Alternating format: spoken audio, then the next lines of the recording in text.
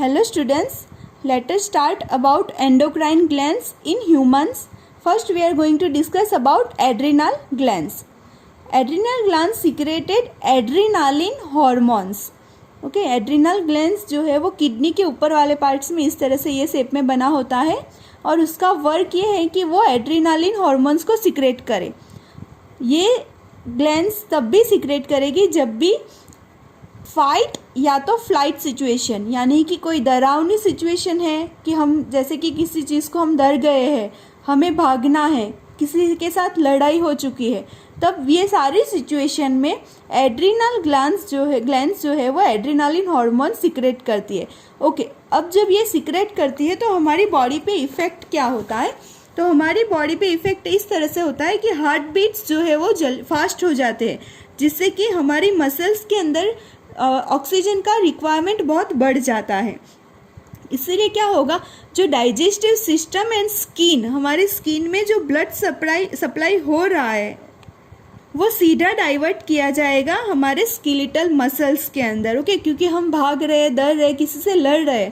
Okay, तब ये situation होती है जिससे कि हमारा जो ब्रीथिंग रेट बहुत ही इंक्रीज हो जाता है, क्योंकि ये वाली सिचुएशन में हमारे जो डायफ्राम एंड रिब मसल्स है उसका कॉन्ट्रैक्शन होता है.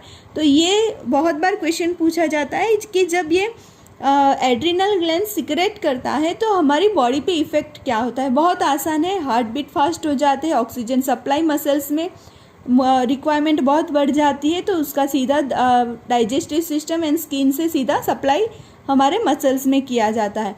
तो ये हुआ वर्क एड्रेनालिन ग्लैंड्स. बहुत आसान है कि जब हम डर जाते हैं इमरजेंसी सिचुएशन में ये वर्क करता है, मतलब कि ये रिलीज करता है, सिक्रेशन करता है. नेक्स्ट बात करते हैं थायराइड ग्लैंड, जो हमारे गले के अंदर होता है और वो क्या करता है, थायरोक्सिन हार्मोन्स रिलीज करता है. और ये थायरोक्सिन हार्मोन्स रिलीज होने के लिए हमारी बॉडी में आयोडीन बहुत ही नेसेसरी है.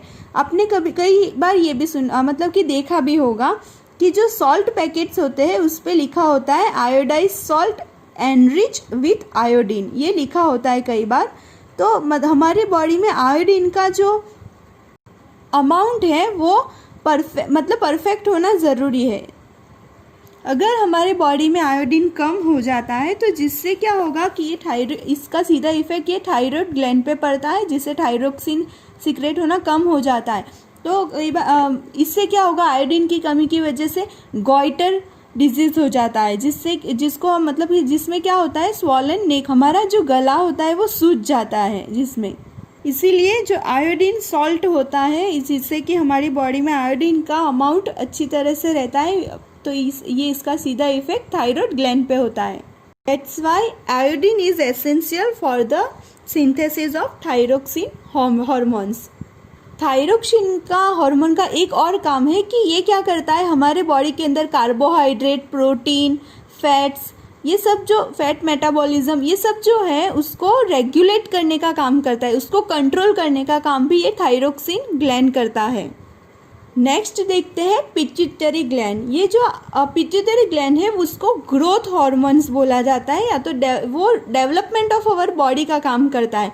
कई बार आपने देखा होगा कि people who are either very short, extremely tall, या तो बहुत शॉर्ट होते हैं या तो एकदम मतलब ज़्यादा टॉल होते हैं. तो इसका रीज़न ये पिट्यूटरी ग्लैंड है, क्योंकि जब मतलब कि उनकी चाइल्डहुड में ये हार्मोन्स का अगर डेफिशिएंसी होता है तो कई बार वो लोग शॉर्ट, मतलब कि उनका जो हाइट है वो शॉर्ट होता है.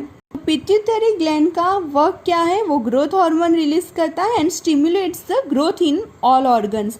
हमारे जो पूरा बॉडी का ग्रोथ है वो पूरा कंट्रोल ये पिट्यूटरी ग्लैंड करता है. इसको मास्टर ग्लैंड भी बोला जाता है.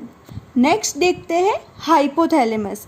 Hypothalamus is very important because ये हमारी बॉडी में एक इम्पोर्टेंट फंक्शन प्ले करता है कि कई बार क्या होता है कि कोई ग्लैंड्स के थ्रू हार्मोन सीक्रेट नहीं होता है, या तो कम अमाउंट में होता है या तो बहुत ज़्यादा हो जाता है. तो ये सबको क्या करेगा, ये हाइपोथैलेमस तुरंत ये डिटेक्ट करके ये जो जहाँ पे भी ये इस तरह का हार्मोन्स मतलब कि कम हो रहा है या ज़्यादा हो रहा है, तो ये देखने का काम कौन करेगा, हाइपोथैलेमस. जैसे कि यहाँ पे आपको एग्जांपल दिया है कि when the level of growth hormone is low, growth कम हो रहा है, the hypothalamus release the growth hormone releasing factor which stimulates the pituitary gland to release growth, मतलब कि वो उसको ऑर्डर करता है कि यहाँ पे ये कम है तो आप ये हार्मोन्स रिलीज करो।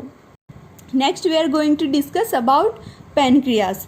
पैनक्रियास जो है वो हमारी बॉडी के अंदर जो शुगर लेवल है उसको कंट्रोल करता है, न तो कम न तो ज़्यादा। ओके, तो इसके लिए वो इंसुलिन प्रोड्यूस करता है। पैनक्रियास जो है वो हम इंसुलिन प्रोड्यूस करता है, जिससे कि हमारी बॉडी के अंदर जो शुगर लेवल है वो कंट्रोल होता है। अगर ये पैनक्रियास जो है वो इंसुलिन प्रॉपर अमाउंट में रिलीज़ नहीं करता है, प्रॉपर अमाउंट में सिक्रेट नहीं करता है, तो हमारी बॉडी के अंदर शुगर लेवल राइज हो सकता है और हमारी बॉडी के अंदर हार्मफुल इफ़ेक्ट प्रोड्यूस कर सकता है। तो ये बहुत ज़रूरी है कि पैनक्रियास जो है वो प्रॉपर अमाउंट में इंसुलिन प्रोड्यूस करे। अगर हमारी बॉडी के अंदर शुगर लेवल बहुत राइज हो गया है, ओके, शुगर लेवल राइज हो गया है, तो पैनक्रियास के जो सेल्स है वो डिटेक्ट कर देते हैं कि यहाँ पे इस तरह का, मतलब कि हमारी बॉडी में शुगर लेवल बढ़ गया है, तो इसीलिए ये पैनक्रियास क्या करते हैं, इंसुलिन जो है वो प्रोड्यूस करना ज़्यादा कर देते हैं, जिससे कि हमारी बॉडी के अंदर जो शुगर लेवल बढ़ गया है वो कंट्रोल हो जाए। और जैसे ही कंट्रोल हो जाए वैसे ही ये पैनक्रियास जो है वो इंसुलिन मतलब कि प्रोड्यूस करना बंद कर देते हैं, यानी कि कंट्रोल हो गया है बॉडी में अगर शुगर, तो ये पैनक्रियास फिर इंसुलिन करना बंद कर देंगे। और जिसके अंदर मतलब जिसके ये पार्ट्स पैनक्रियास जो है वो वर्क करना बंद कर दिया है, तो इंसुलिन जो है वो बाहर से दिया जाता है एज अ थ्रू इंजेक्शन। और जिसकी भी बॉडी में ये शुगर लेवल कंट्रोल नहीं होता है, जिसको हम डायबिटीज़ बोलते हैं, डॉक्टर कहते हैं ना कि शुगर लेवल डाइट में कम लो इस तरह से, तो उनको डायबिटीज़ हो जाता है। जनरली हम शुगर भी बोलते हैं कि इनको शुगर की प्रॉब्लम है इस तरह से। नेक्स्ट देखते हैं, देखो यहाँ पे नेक्स्ट है testis and in female ovary. तो टेस्टिस ग्लैंड के थ्रू जो है वो टेस्टोस्टेरोन हार्मोन रिलीज होता है एंड इन फीमेल ओवरी के थ्रू ईस्ट्रोजन हार्मोन रिलीज होता है। मेल एंड फीमेल ओके दोनों का अलग होता है। तो जैसे ही 10 या 12 ईयर्स का एज हो जाता है तो मतलब कि अपीयरेंस के अंदर एक ड्रामेटिकल चेंज आने लगता है, और ये चेंज जो है वो प्यूबर्टी के साथ कनेक्टेड होता है, क्योंकि ये दोनों के अंदर टेस्टिस एंड ओवरीज के अंदर ये हार्मोन सीक्रेट होना स्टार्ट हो जाते हैं। 1 मार्क्स में बहुत बार पूछा जाता है कि मेल्स के अंदर कौन सा हार्मोन्स टेस्टिस में के थ्रू प्रोड्यूस होता है, तो टेस्टोस्टेरोन एंड ओवरी के अंदर ईस्ट्रोजन। बहुत इंपॉर्टेंट है ये टॉपिक, और यहाँ आप लोग को इतना ही दिया है। नेक्स्ट यहाँ पे पिनियल ग्लैंड एंड इसके बारे में नहीं दिया है, लेकिन पिनियल ग्लैंड जो है वो हमारा बायोलॉजिकल साइकिल, यानी कि हम जब मतलब कि सोते हैं उठते हैं, ये सब कंट्रोल जो है वो पिनियल ग्लैंड के थ्रू होता है।